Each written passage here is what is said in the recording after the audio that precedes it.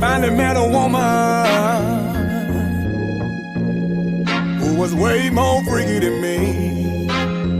Yeah, she was. She wanna do it in the morning, afternoon, and in the evening we freaking. She love to get it on. Yeah, I had to sleep with one eye open, but this woman won't leave me alone. No, she won't. I had to sleep with one eye open, yeah, but this woman won't leave me alone. No, she won't. All she wanna do is make love.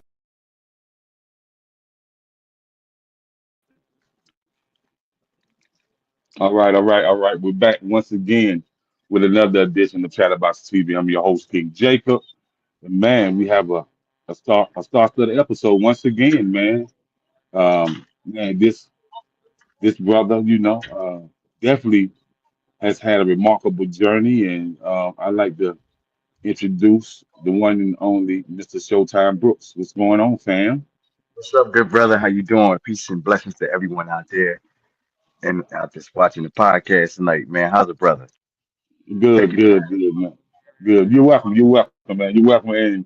And man, shout out to Miss Yolanda Marshall for plugging this interview, man. So when she when she sent me over who you was, I went and listened to your music, and I said, well, let me go to Google and pull up some write-ups about Mr. Showtime. And oh man, yeah, bro, you'd have been on something with them Paces and them Josies and them 112s and now you touching that Southern Soul market, yeah, bro. You yeah, you've been doing your thing. So before we get this interview started, man, who is Showtime Brooks? well, man, really, man. Showtime is just a brother, man, who loves God, who loves music, and loves giving the gift that God gave to the back to the people. You know what I'm saying? That's all I am, man. Humble brother, man, is trying to get it out here, man. That's it. Trying to give my what I would call my branch on the tree. I ain't trying to reinvent it. I just want to give my branch. Okay. So let's go back into your earlier life stages. Where and how did music start for you? Well, it started for me at a very young age. My mother and father were both musically inclined. My father was a minister of music at a church, and my mother was a singer. Well, is a singer because they're both still presently alive. So um, they started, in church, of course. You know what I mean? Just watching them and honing in on what they were doing, and they were doing a lot of gospel music. So, in my house, it was interesting because it was like, we had the gospel, then you had, the Johnny Teller, you know what I'm saying? You had the Al Green, you had the Donny Hathaway going. So you had a mixture of, all different types of music going on. And it helped develop who I am today, as an artist. You know what I'm saying? Being around my parents, I played drums, playing drums in the church, and singing in the church growing up, until I got that bug that I wanted to do that R&B thing. Okay. So growing up in the church, and you originally from Jersey, correct? Yes, sir. Yes, sir. Okay, Originally from. is that South Jersey or is that Northern Jersey? Well, I guess, it would be considered Central Jersey because I'm from the capital. I'm Trenton, New Jersey. From Trenton, New Okay, Jersey. That would be the like okay, Central Jersey, okay, between not so much North Jersey and not so much South Jersey, but like right in the middle, right in the middle. okay. And so what was that really that church lifestyle for you? Like, who are some of the people that you listen to as gospel artists growing up? Oh man, oh man, like James Moore and people like James Cleveland and people like Commission and people like the Canton Spirituals and the Jackson Southerners and the Mighty Clouds of Joy. and Lee Williams and the Highway QCs. You know what I mean? I was really heavy into that. You know, Oh, and my oh, upbringing. okay, okay. So the gospel quartet lives in your soul. Oh yeah, oh yeah, oh yes, oh yes, oh yes. I've always been a fan of quartet music because I Hmm. always felt like there, because there were so many different dynamics to music, to gospel music. And quartet always seemed to me that it was like the real essence. It was the grits. You know what I mean? Because the guys would show up with their guitars, their bass, the drums, no keyboard, sometimes a keyboard, but not always. You know what I mean? Hmm. And it would wreck the Hmm. house. You know what I'm saying? They wreck the house every time. You know what I mean? I ain't never been to a quartet program that wasn't packed. You're right. You're right, man. Because You know what I'm I'm a church boy from the Carolinas, and I grew up off that quartet, man. Like you said, the Canton, the Jackson Southern Ears, Lee Williams, and Willie Banks and the Messengers, Tori saying? Raymond, the Soul Searchers, the Mighty Class of Joy, the Gospel Keynotes, and the list Keynotes. goes Yes, on. Lord. Yeah, Yes, yeah, Lord. man. So as you learned that you had this gift, so how many instruments do you play in all? Well, I tinkle a little bit on keys. I play drums, and that's pretty much it. That's pretty much what the extent of. But I do production, so with production, I'm able to. I'm like the Michael Jackson. You know what I mean? I could kind of Quincy Jones the situation. When it Mhm. comes to production, I could kind of show people what it is that I want. You know what I'm saying? And able to execute it. Because people respect me enough to be like, yo, I know he know what he doing. Right. And so when did your parents understand that you, as their son, had this awesome gift? It was interesting. When I was a child, right? And my first love was drums. So I used to tear my mother's, I don't know, I'm sure in the South also, you guys grew up with the big Bibles, the big Yes. Bibles. And every black family had the big Bibles. So Right. in my house, we had multiple big Bibles. And I would take those big Bibles and break off the fans from the church and play on them or get drumsticks and play on them like I would set them up like a drum set, like Hmm. toms and the whole night. And we had the big speaker, back in the day they used to have the big 8 track with the record player and the radio all in the same thing. You remember those things? Remember those back in the day? The Yes, wooden sir. thing. Yeah, right. So I would set it up on there, right? And I would beat and play like it was a drum set until I tore my mom's Bibles up. And and she was like, "Yo, we got to get this boy a drum set because he really wants to do this music thing." So I started playing drums, and then when I got like my father was always a very adamant about, he didn't want. I have a brother, and he didn't want us both to do the same exact thing musically. So I played drums, and then my brother was playing piano. So my dad was like, "Well, one of y'all got to sing." One of y'all got to sing. I don't know who gonna sing, but one of y'all got to sing. And I sang my first solo, man. I must tell Jesus. Actually, no, Hmm. that's not true. My first solo was an Andre Crouch song called "Bow Down." I don't know if you're familiar with that record, Oh but it yeah. was an Oh yeah. I'm Andre. definitely, most definitely He said, familiar with "Yeah." Andre. Okay, yeah, Andre Crouch, Bow Down. And I sang that and I began to like sing a little bit and then I stopped singing and started playing more drums. But then I got to junior high school and once I got to junior high school and I seen the girls like the singers, then I just start singing. I just started Wow. singing. I just kept it Right. pushing. And my parents, they just, got behind me and they supported, everything that I was trying to do as far as like, when I began to uh, kind of venture out into wanting to do something other than, gospel music. They got behind me 100% and really encouraged me to kind of follow my dreams, and try to do the right thing, just be positive about it. But follow my dreams. You know what I mean? Almost like the five heartbeats when Choir Boy went away on the five heartbeats, and the pastor was like, "Hey, don't leave your Bible." It was like it was one of them type things with me. So Okay, you know, okay. God, That, God has that's helped me dope. in this journey, man. Yeah, that's real dope, man. So we have Miss Kalunda K out of St. Louis, Missouri, tapping in. She's a singer, songwriter, dancer, actress, business owner, and she's the owner of Beat District Radio out in St. Louis. So she's tapping in, and she says she loves it. She loves it. Nice. God bless you. God bless you.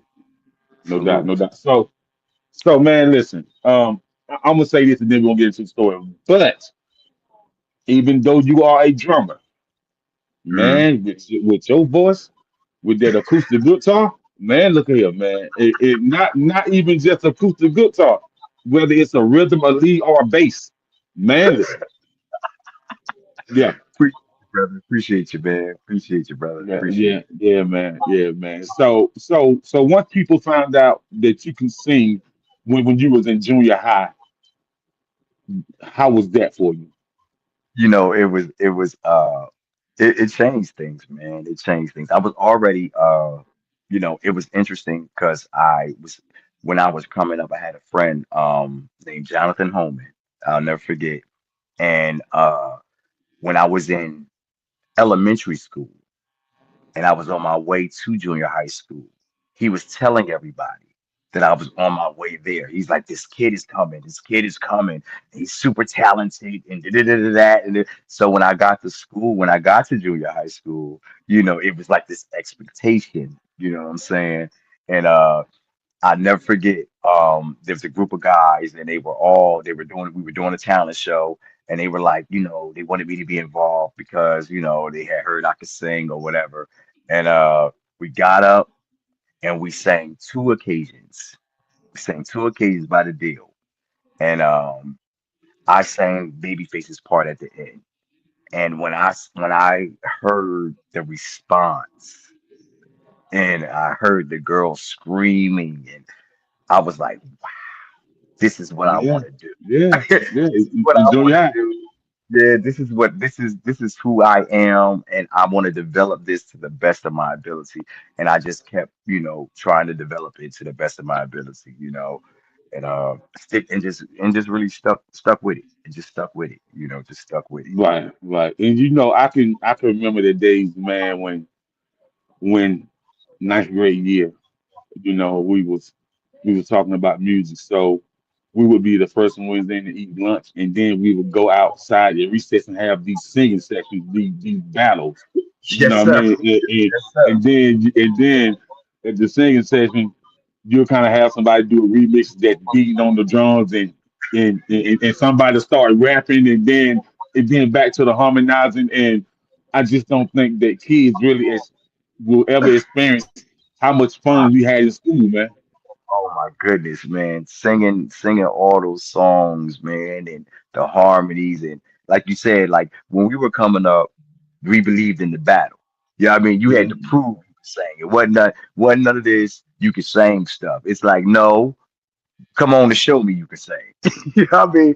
And right, I guess that's what kind of helped make me a little bit too. I'm not really a competitive guy, but I have competitive ways. You understand what I'm saying? Because I believe that you should be always try to put your best foot forward. You know what I mean? Because I learned that growing up. Like if you don't put your best foot forward, you're gonna lose that battle. You know what I'm saying? right, And I right, wasn't right. trying to lose the battle. I wasn't trying to lose the battle I know that's at right. all. So if you can remember, man, what was the first R&B song that you really sung to a chick? Like what was the first chick that really heard you sing on a personal level, and then she ran back and went and told all her friends. You want to hear something funny? You want to hear something funny? So, Hmm. you familiar with commission, right? Oh yeah, of course. So, what I used to do was initially I would take the song "Love Isn't Love." Remember "Love Isn't Love"? Right. And the beginning of "Love Isn't Love" is like I can tell you how I feel for you and all the things that I would do. It sounds like a love song. Right. It sounded like a love song. So I would take those words and I would sing them to girls, you know what I'm saying? And I would Mm. flip them around, you know what I'm saying, and make it like, you know what I mean, that. But then my real first R&B song that was like really public was Knocking the Boots. As far as like, grown ups, everybody, stepping into the realm of, singers and seeing what I had. The first song I sang was Knocking the Boots. And I knew then that like I had what it took to like be in the game, like to be in the Man, game. you Yeah. was wild for that one. Your Yeah. first song is knocking the boots, and I'm gonna say this about H Town. I've been around a lot of singers, been in rooms with a lot of singers, been in rooms with people like Joe Levert, been in rooms with people like Rome, been, been in been in rooms with people like Shaka Khan and Tweet and people like that. But when I talk to people about H Town, right, I said, man, I have never heard anybody have that distinctive voice like Dino. I have not heard Dino, that. bro, Dino was so cold-blooded, bro. Like he was so cold-blooded. I can remember the first time I heard that song, and I was like, whoa. I was really blown away by just his tone, his approach. Yeah, rest in peace to Dino. Rest in peace to Dino. Him. It's a bunch of those guys, man, that were just really amazing. But like I said, like the first time, because that was the first time I ever, when I was in the bar and I was like, here's your chance. You're 21 years old. What you gonna do? You know. And the first song was Knocking the Boots. Between the first song, it's interesting. The first song was Knocking the Boots, and the second song was Pony.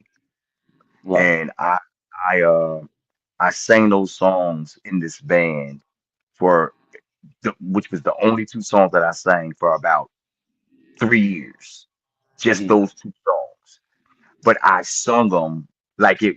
I was like Johnny Gill when he got in New Edition. Because I had joined Okay. the band. I had joined the band that was already a band, so I was kind of like the fifth, the sixth wheel, you know what I mean? And it was like, all right, we'll give him the crumbs, but when I got those crumbs, I made cake, I made cake out of it every single time. And it helped develop, and then I began to sing more songs, of course, and became the lead singer and all that stuff. But initially, my first getting my feet wet, first song was Knocking the Boots. I remember it like it was yesterday. you know, it was like, you gonna sing something? What you gonna sing? I was like, ah, what R&B song I know? Knocking the Boots. Yes, whatever. And I sang it and tore it down, and that the rest is history, man. From that point, it just skyrocketed into so many different things, man. From that one band, from that one Right. band that opened so many Right. doors for me. Yeah, it really You did. I was listening to some R&B today, man, and I had to go back and listen to my boy's intro. Man, listen, hmm Kenny listen, Green. man. Yes, sir. Kenny with the Right, "Let Me Come Inside." Crazy, man. bro. Crazy, man. That whole era, bro, real talk. There was an era of Brooklyn and an era of 90s R&B, you know what I'm saying? That was really, really, really amazing. Like the late 80s, early 90s, you had the Melissa Morgans, you had D Train, you had Intro, you had all these different groups and these different artists that were really coming out of New York City, that were really uh developing a sound, for R&B, with like the production from Chunky Thompson and the Hitmen and all those guys that were doing what they were doing during that era. And Kenny Green was responsible for, a lot of those Mary hits. Mm-hmm. That's Yep, how yep, yep, he yep. Sure was. was. And then, man, I remember my uncle put me on to Ready for the World and Truth. Yup. And when I used to have a little Walkman on, and I remember she said, "Jacob, what you listen to?" And and I hit and I know had listened to that "Ready for the World, Let Me Love You Down." It was a rap. Lord have mercy. Say, what's this? What's this right here? Yes, Lord. Yeah. Right. Yeah. Yeah, There yeah, was a different. yeah, man. We that's what I think that's what I love now about the Southern Soul thing. Like, R&B has gotten, popular, what we would call popular R&B has gotten so far away from the essence of, what R&B used to be, that, you know, um I think that the Southern Soul, I love the fact that the messages that, what I mean, that can be relayed during through Hmm. Southern Soul. You know what I'm saying? Yeah, I love the platform of being able to be, yourself. You ain't got to right, water it.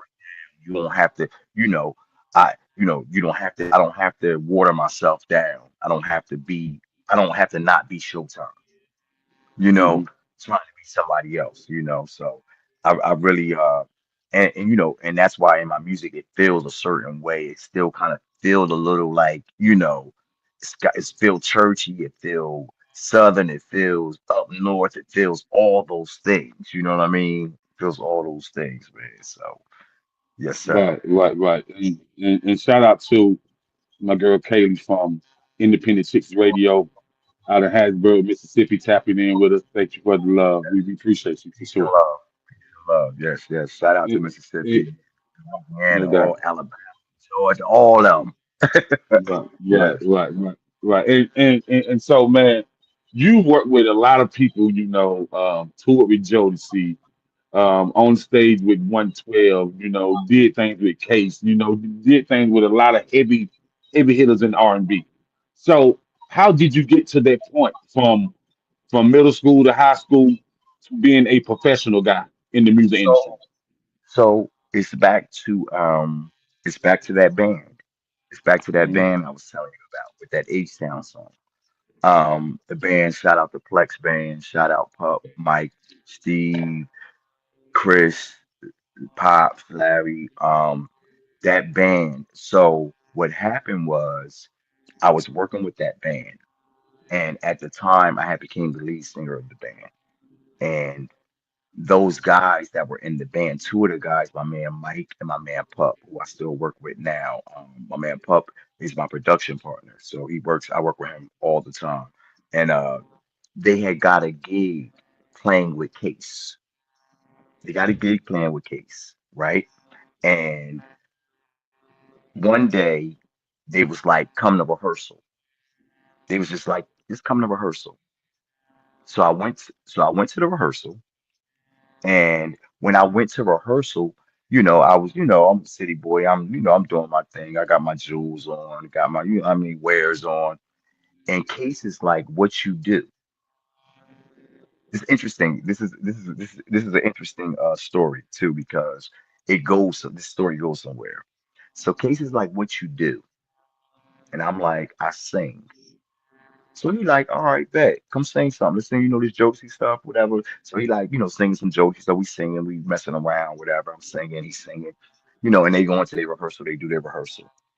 So after the rehearsal that night, my man Pup calls me on the phone and says, hey man, the MD wants you to come to a session tomorrow with me. Can you do the session tomorrow? And I was like, yeah, yeah, I can go. I can come. I can come and do the session. So I go and do the session. And the session comes out great. There are two passes. I don't hear anything from them. Then I get another call from the same guitar player that says to me, do you want to go on tour? Like, do you want to go? Ralph asked, do you want to go and sing background for Case? I'm like, of course. When we leaving? He says, tomorrow. So I'm like, okay. So he said he's going to call you. Somebody's going to call you, right? So at the time, my name is Lethal. So that's what I was expecting to be called.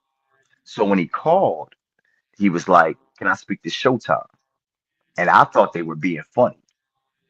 I thought they were being funny. I thought they were jonesing on me because I had my jewels and all this stuff like that, right? And I And so I was like, yeah, it's me, whatever, whatever. So I went, did the rehearsal, we left, went on tour. So the first night of the tour, the first night, we were in Rochester, New York. It was the Ladies Night Out tour with uh Case, Donnell Jones, Jagged Edge, and 112. And everybody had a song out at the time. No, I'm sorry, not 112, in Genuine. And at Okay. that time, everybody had, it was called the Ladies Night Out tour, and everybody had a song out. We were in Rochester, New York, and we got to the spot where it was time for the introduction of the band, right? He's introducing everybody in the band. He's introducing everybody, and he gets to me, and he says, on backgrounds, give it up for Showtime. And the crowd goes crazy, right? And mind you now, that was not my name. Case, shout out to Case Woodard. Case, my man Case, gave me the name Showtime. That's how that happened. That's how that happened. Uh, That's and yep. and That's what's how. and what's and what's and what's crazy about that, man, is is right place, right time.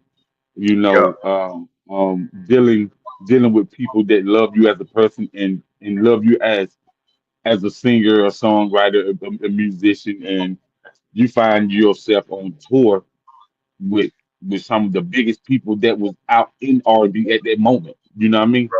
It was the launch of so many different things because Case was my first artist. And then I went on to work with, as you can see, Kelly Price, Donnell Jones, Jodeci, MOP, Pharoah Monch, oh man, the list goes on. City High. I mean, the list goes on and on when it comes to R&B. And I just was blessed, that, I never, I didn't get dated with it. I was always Music Soul Child. Shout out to Music Soul Child. Big Daddy Kane. Shout out to Big Daddy Kane. Like all these people that, gave their stage, that opened their stage to me. I was able to Silk. Shout out to Silk. Shout out to Silk. Little G and Big G and John and Jimmy and Zoe. Shout out to my management. You know what I mean? Like people have, I've been blessed to be able to be placed in position for different things. You know what I mean? And I was the cleanup guy. So I was like the Gerald Levert. You know what I'm saying? So when something may not have been, something might have been amiss or, somebody might have been sick or whatever, I was the guy they called, and that was a blessing, to be able to stand in Casey Haley's shoes at the Greek Theater. You know what I'm saying? When he was going through what he had to go through, you know what I mean? And they called me and said, "Hey man, can you take his place?" Or when Little G, was sick and he needed someone to take his place, you know what I'm saying? And they call me and I come in and step in, that's to me, it's an honor to be able to even do that, to even be considered amongst my peers as one of their peers, you know. So it's a blessing, man. It's been a wonderful journey, and I'm looking forward to more. I think God has so much more in store still, for Showtime, Shout out to my man Latero out of Atlanta, Georgia, tapping in with the In the Crib Foundation, the foundation where he really worked with all the youth, all the kids. You know, he have showcases and talent shows for the youth, man, and he's just Okay. spreading the love for the children all around the world. So shout out to him. Showtime love the kids. We love the kids, man. We love the kids, bro.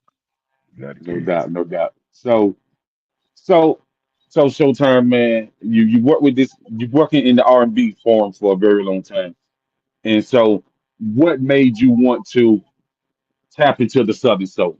So it was interesting because when I put out my first album, Love Truth, um, I was kind of already in that realm and didn't Hmm. know it and didn't know it.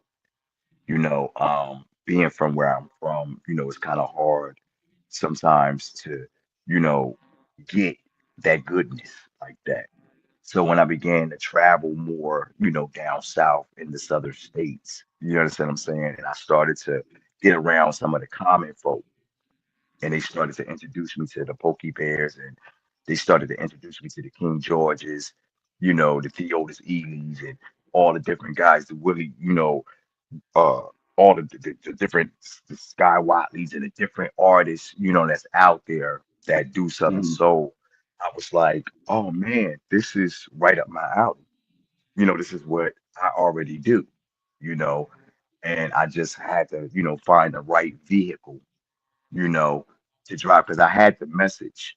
You know what I mean? You know how, sometimes you just got to change the car. You don't change the driver, you just change the car, you Right, know. right, right. Okay. So I can dig yeah, it. I thought I that can it dig was it. time to change the car, because like I said, I always been a fan of Johnny Taylor, Solomon Burke, all the old school, player singers, that could really sing that did this thing, that really was the essence of soul music, and I think that um my I just feel like my brand of music is very fitting for this, you know, and I'm just excited to be here. I'm No excited to doubt, be no doubt, man. No doubt. So we're gonna take a quick commercial break and we'll be right back with the world renowned Showtime singer, here. songwriter, musician, musical influencer. Stay locked, stay tuned. We'll be right back. Do it.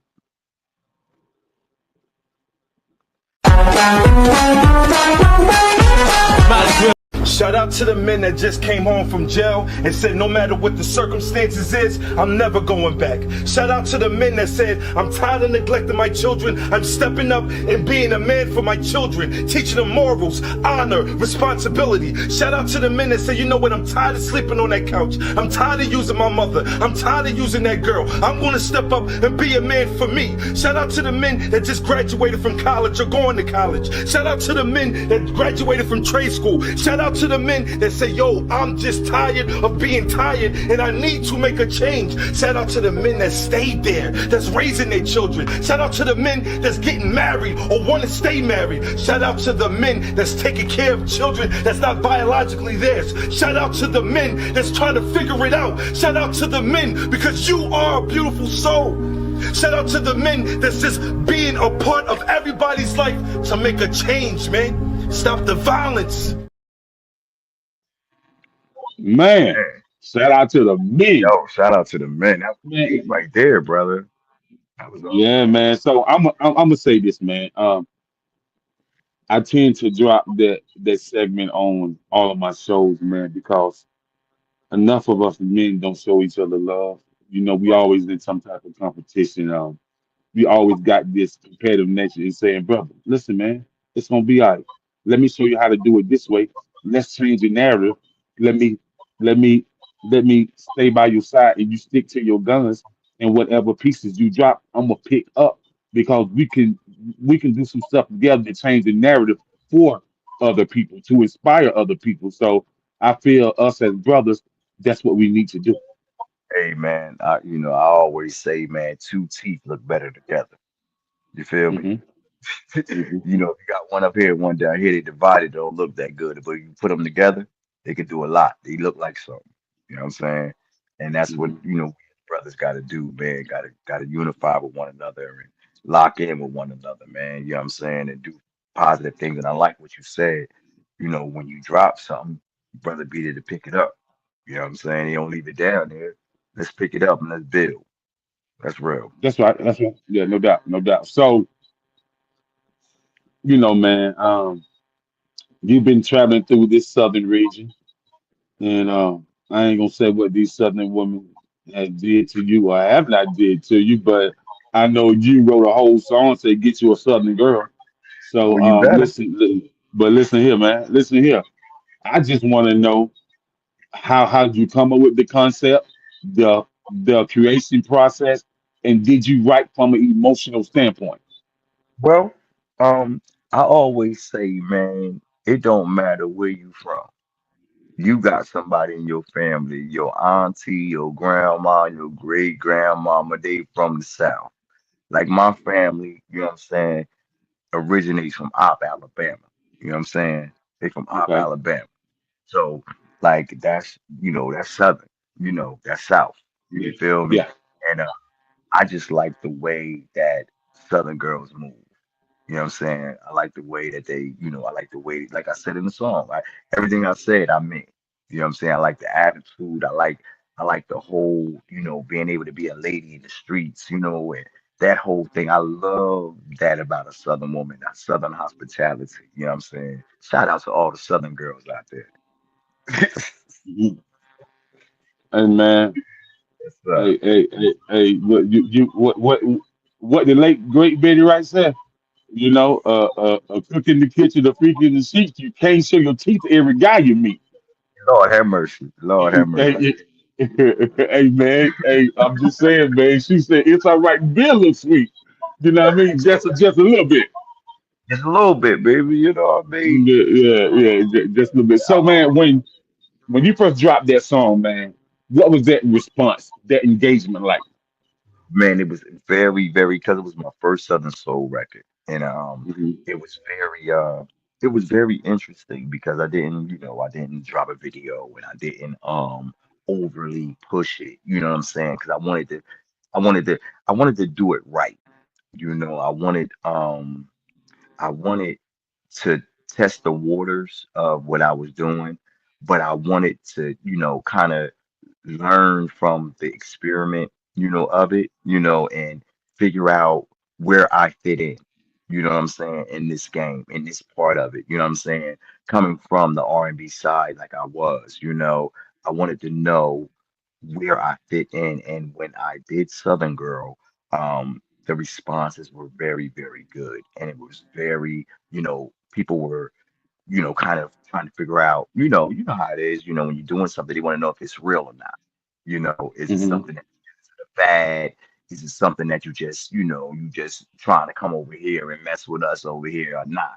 You know, I needed to, so that's why when I put it out, I was like, I wanted to see how people, received me, and how, because every game is it's a business and people have to receive you.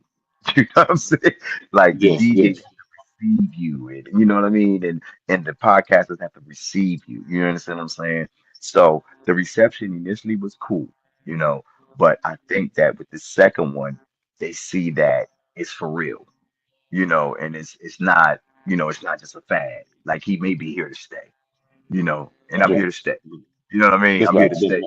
Records. That's right. So That's now right. that I'm here to stay, people are more, now it's like, oh yeah, he's serious, and I love it. I'm loving the reactions. Shout out to Yolanda Marshall, um, Bridge the Gap, just who's just like, doing a phenomenal job, pushing this new record that's coming, May 30th, which is coming next week, next Friday. Please go get it, download it, pre-order it. It's going to be on all digital outlets, and it'll be a worldwide release. And that's what I love. That's another thing that I love about what I'm doing with this Southern Soul thing, because I want to be able to introduce this to the world. I want to introduce this type of singing to the world, not just to the South. I think that like I heard someone say, I think this is something that that a lot of people need to hear. Hmm. I think this is a feeling. This type of music is a feeling that can really take this country, and not just the country but the world by storm. It's Right. people in Europe that love good singing, that Hmm. love that down home and just want to feel good. And this is what this music does for me. It makes me feel good. You know what I'm saying? It makes me feel like it's important to be a man. You know what I'm saying? Like that's why I said, when I said what I said in Southern Girls, what I mean? I'm like, like fine whiskey from Tennessee. You know what I'm saying? Like, Hmm. like, like Creek liquor and vodka. You know what I'm saying? Because that's the South has a strength. You understand what I'm saying? And Right. I just wanna be able to like be a part of that movement, and say that I helped move it along. You know what I'm saying? Or I gave my portion, you know, in that genre. You know what I'm saying? And and I love it. I love it. I love it. I want to be up there with the likes of Calvin and the likes of King George, and I want to be there with those guys. I want to be a part of that. You know what I'm saying? I want to Right, be a part right. of it. You know. Of course, man, of course. So, I want to say thank you to my homegirl Kaylee for sharing this in all the Facebook groups via Thank Facebook, and I appreciate you. Thank you so much. And guess what I want to say about Kevin Richardson? I'm from South Carolina. I'm from South Carolina. Kevin from South come on, Carolina. come on. But what this what people don't understand about Kevin. Kevin has been a dog for a long time. A very long. He was the lead background vocal for Angie Stone for 15 years, man. You know what I mean? And that's the thing, like that part right there. Me, Anthony, um, Calvin, all of us come from the same cup, background singers. You understand what I'm Hmm. saying? Tank. Right, All of us right. sang behind bigger singers. Like Anthony was with D'Angelo, you Hmm. know. Calvin was with Angie. I was with Casey and Donnell and this one and that one. So I'm just trying to get my seat now. It's time for me to get in the seat. Right. And what people don't know, like Mariah's some background for Aretha Franklin. Right, Kelly. You You see? understand? Yeah, Kelly Price yeah, for Mariah. yeah. Mary J. Hmm. Mary J was a background singer. If you go back, Mary was singing background for a lot of different artists coming up. You know, like people don't really understand. They think that some people just work and they just come out. Nah, So it was work put in. It's a lot of work that be put in sometimes before you get to see the light of day. These artists see the light of day. You that's know, right. That's right. and So it's you and do I'm. have a request. You do have a request on here. They Uh-oh. said, man, hit a note. Let's go. Oh, okay. All right. All right. Let me see here. Let's sing it. Let's sing a little bit of this new record. Let me see if I can pull a little bit of this new record out. Let me see here. Mm, I was at the party, minding my own business, when I saw Miss Lady with all that stickiness. All eyes were on her. You want more? You want more? Yeah, just a little song, Just a just little a little bit. Just song, just a a little little bit. bit. That's what's up, man. That's what's up, man. So before we get out of here, man, go ahead and make your announcements and give your shout outs and tell people, what you got coming up next. Shout out, first of all, shout out to Yolanda Marshall, Bridge the Gap. Thank you for this opportunity once again, allowing this play. Shout out to Soul Spasm, Gold Rain Records, who's putting the record out on next Friday. Shout out to all the DJs that's out there that's playing the records, that's picking the record up, that's spinning it. Shout out to my man KJ, Kenneth Johnson, who has the It's a Party slide. There's a dance that goes with the song. Like it's the line dance, the whole nine. We're trying to do this thing real big. I need everybody to get on board. Podcasters, if you got a podcast you want me to get on, get at Yolanda, holla at her, get her information, and she'll get it to me, and we'll get there, and we'll come on, and we'll rap, and we'll talk, and we'll do it. DJs, if you need the exclusive copy right now before it come out next week, get at her. She got all the information. You can follow me on Instagram at Showtime 2020. Showtyme 2020. You can follow me on Facebook, Showtime, SHOW space first name show, last name time, TYME, for all updates and all the different things that's coming up. And once again, man, y'all can delve back into that love truth, that Southern girl, y'all can better man, y'all can delve good love. There's so many things out there on this Showtime journey. Shout out to all the artists that I ever worked with, all the artists that opened their platform for me. Shout out to my management, Bronte Friday in the building. Shout out to my man, Jay Boogie, all my people, my parents, my brother, Aaron, all the people that support me, all the people that hold me down and keep this thing. Shout out to you, my brother, for having me on this show today. You feel me? Oh yeah, Salute. oh yeah. We gonna do a lot more work. No, I'll be in touch for sure. Come on, brother. Let's do this. Let's So do this. so so so just to let you know, I'm also a PR as well. So I'll definitely be in touch with you. Come on, baby. Let's do this, Yeah, man. Come on, yeah, man. yeah. We'll do that. I'll definitely be in touch with you. So man, I want to thank you for coming on and sharing your journey, sharing your story. And I'm gonna say this. Man, shout out to your parents because without them believing in you at first before anybody know who you was, you know, Word. we wouldn't even know who Showtime is. And That's so real. shout out to your parents for putting that tutelage in Shout you. out to Ronnie You and know, no Pat. doubt, no doubt, no doubt, man. So I just want to say, man, my brother, keep going, keep God first, and always stay encouraged. Yup. God bless you, man. Thank you for having me once again, man. And don't y'all forget, pick up that It's a Party out on all digital platforms next Friday, May 30th. It's a Party available everywhere by Showtime. Everywhere you heard it by Showtime. Peace. Peace.